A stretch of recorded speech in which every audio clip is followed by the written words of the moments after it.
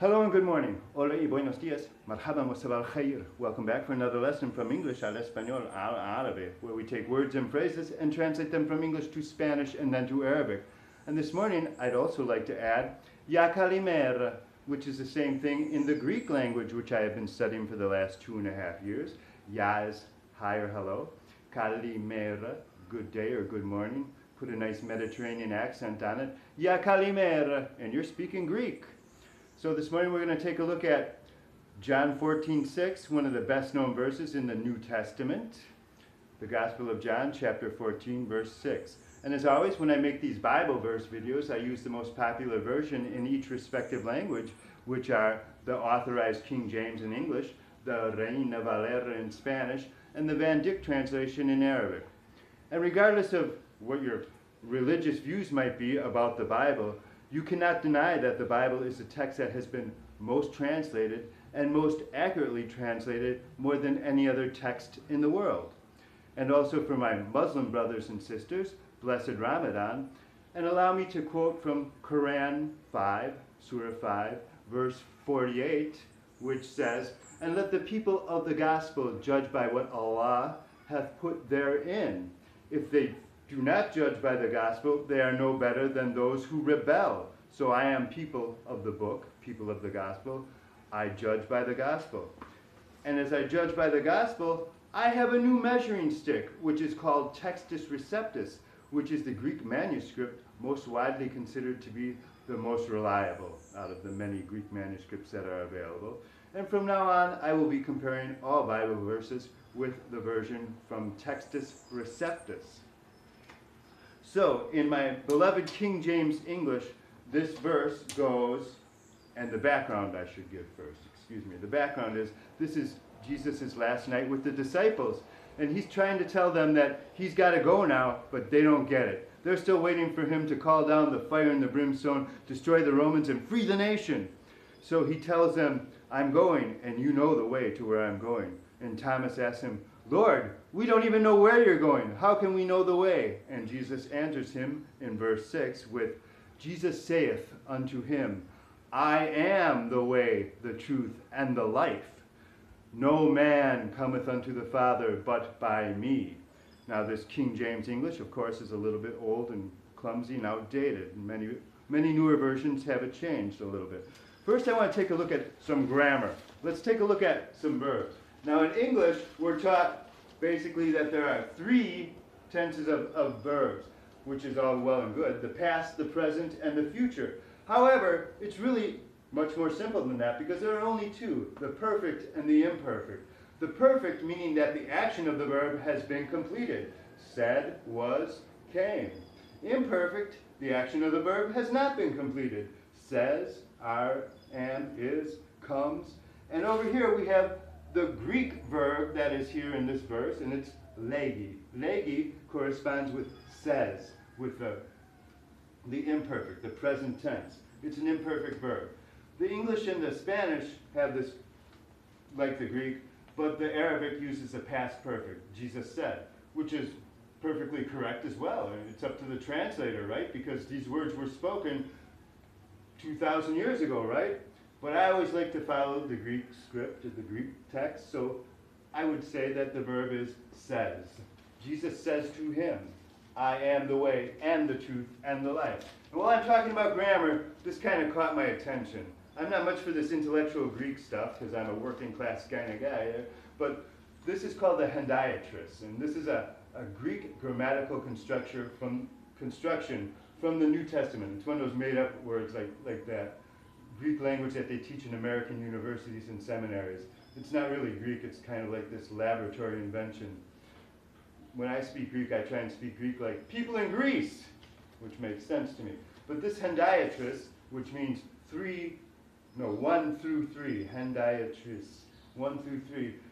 And I made a little mathematical formula. It's really X and Y and Z equal the subject of the sentence.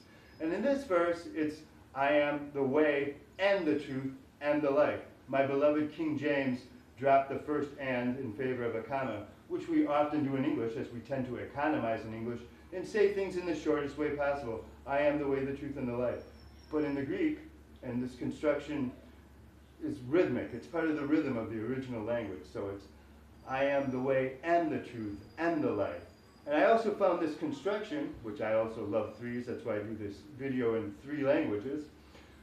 This construction I also found in Matthew 22:37, where the Pharisees are trying to trick Jesus with tough questions. They ask him, which is the greatest of all the commandments? And Jesus answers them, that you love the Lord thy God with all your heart and all your soul and all your mind. And I found another one in Ephesians 5:19, but you'll have to look that one up yourself.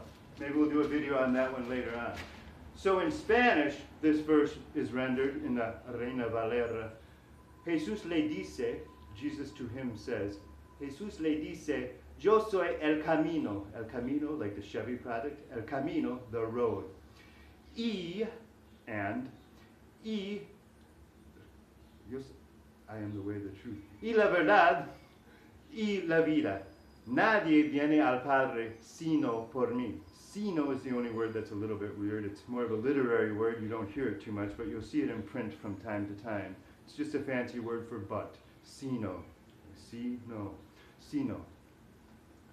Jesús le dice, yo soy el camino y la verdad y la vida. Nadie viene al Padre sino por mí. Now in the Arabic, we have the past perfect tense of the verb. He said, qalla. Qalla lahu Yasua, anna huwa itariq, wal haq, wal hayat. Laysa ahadun yati ilal ab illa bi. So let's take a look at some of this grammar, because some of it's a little bit tricky. One of the keys to this verse in Arabic is pronouncing the ka letter, the qaf letter well, qalla. Now if we were saying this in the imperfect tense as the other 2 versions, it would be yakulu lahu Yesua, anna huwa etariq. Tariq is the road that you walk on, the road. Anna huwa, I am he that is, really. I am he that is the road. Wa el haq is a little bit different than the truth. The truth in Arabic, the actual word, the noun, the truth is el haqiqa, the feminine form of the same word. El haq is more like the right or the correct. I am the right and the correct. That's why I love looking at these things, because you get these different shades of the meanings in different languages. And the life, wa al hayat. Wa al hayat. Al hayat is life in Arabic, the life. Laisa, not ahadun, one, very formal one, ahadun. Laisa ahadun. In a less formal text, it would be laisa ahad. Laisa ahadun yati illal ab. Yati is the verb, comes. I have to be honest, I really don't know this verb from any other place, but it's full of long vowels, so it's yati, and then illal, to the. Ila is to, then it combines with the definite article of the father, illal ab, father.